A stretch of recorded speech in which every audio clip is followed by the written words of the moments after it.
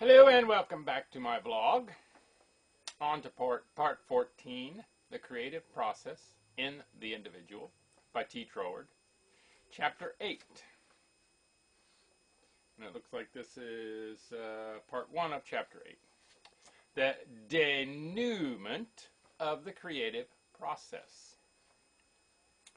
Not sure if I pronounced that correctly. Then comes the question. What should logically be the denouement of the progression we have been considering? Let us briefly recapitulate the steps of the series. Universal spirit by self-contemplation involves universal substance. From this, it produces cosmic creation as the expression of itself as functioning in space and time.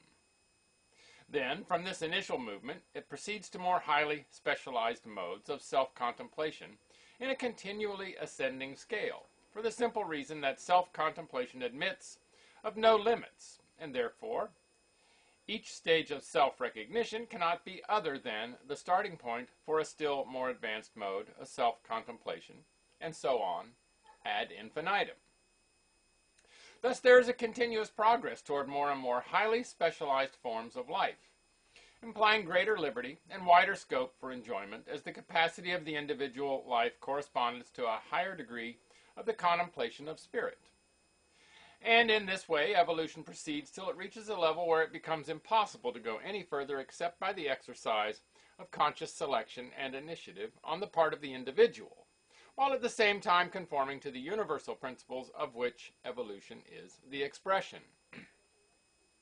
Now ask yourself in what way individual selection and initiative would be likely to act as expressing the originating spirit itself.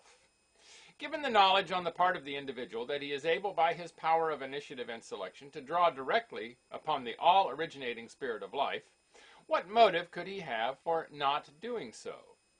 Therefore, granted such a perfect recognition, we should find the individual holding precisely the same place in regard to his own individual world that the all-originating spirit does to the cosmos, subject only to the same law of love, beauty, etc., which we found to be necessarily inherent in the creative spirit, a similarity which would entirely prevent the individual from exercising his otherwise limitless powers in any sort of antagonism to the spirit of the great whole. At the same time, the individual would be quite aware that he was not the universal spirit in propria persona, but that he was affording expression to it through his individuality. Now, expression is impossible except through form, and therefore form of some sort is a necessity of individuality. It is just here, then, that we find the importance of that principle of harmony with environment, of which I spoke earlier. The principle in accordance with which a person who had obtained complete control of matter, if he wished to transport himself to some other planet, would appear there in perfect conformity with all the laws of matter that obtained in that world, though of course not subject to any limitation of the life principle in himself.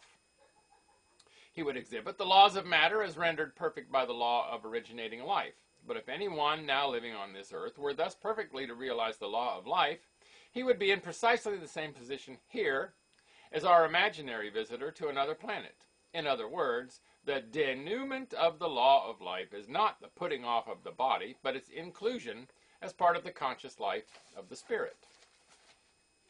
This does not imply any difference in the molecular structure of the body from that of other men, for by the principle of harmony of which I have just spoken, it would be formed in strict accordance with the laws of matter on the particular planet, though it would not be subject to the limitations resulting from the average man's non-recognition of the power of the spirit. The man who had thus fully entered into the fifth kingdom would recognize that, in its relation to the denser modes of matter, his body was of a similar dense mode. That would be its relation to external environment as seen by others. But since the man now knew himself as not belonging to these denser modes of manifestation, but as an individualization of primary spirit, he would see that relatively to himself all matter was primary substance, and that from this point of view any condensations of that substance into atoms, molecules, tissues, and the like counted for nothing. For him the body would be simply primary substance entirely responsive to his will. Yet his reverence for the law of harmony would prevent any disposition to play psychic pranks with it, and he would use his power over the body only to meet actual requirements.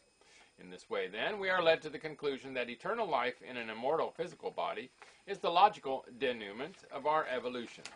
And if we reflect that, by the conditions of the case, the owners of such bodies could, at will, either transport themselves to other worlds or put off the physical body altogether and remain in the purely subjective life while still retaining the power to reclothe themselves in flesh whenever they chose.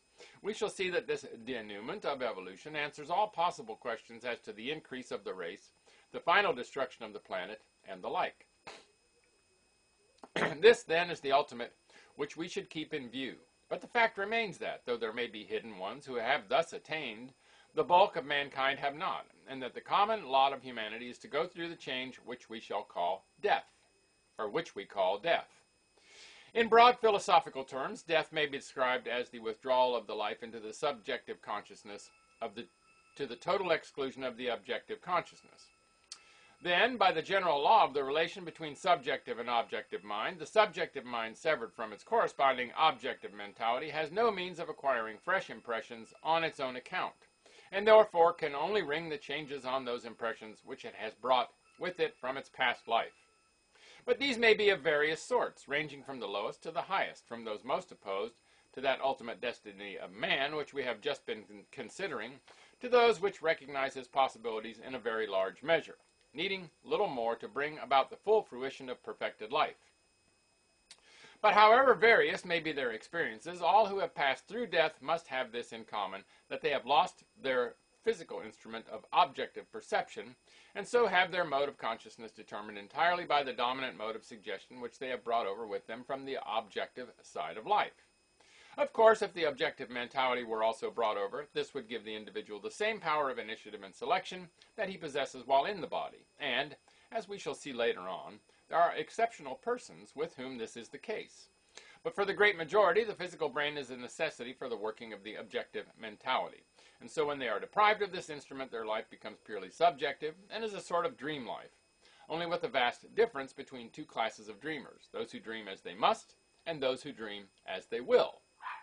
The former are those who have enslaved themselves in various ways to their lower mentality, some by bringing with them the memory of crimes unpardoned, some by bringing with them the idea of a merely animal life, others less degraded, but still in bondage to limited thought, bringing with them only the suggestion of a frivolous, worldly life. In this way, by the natural operation of the law of suggestion, these different classes, either through remorse or unsatisfied desires, or sheer incapacity to grasp higher principles, all remain earthbound, suffering in exact correspondence with the nature of the suggestion they have brought along with them. The unchangeable law is that the suggestion becomes the life, and this is equally true of suggestions of a happier sort.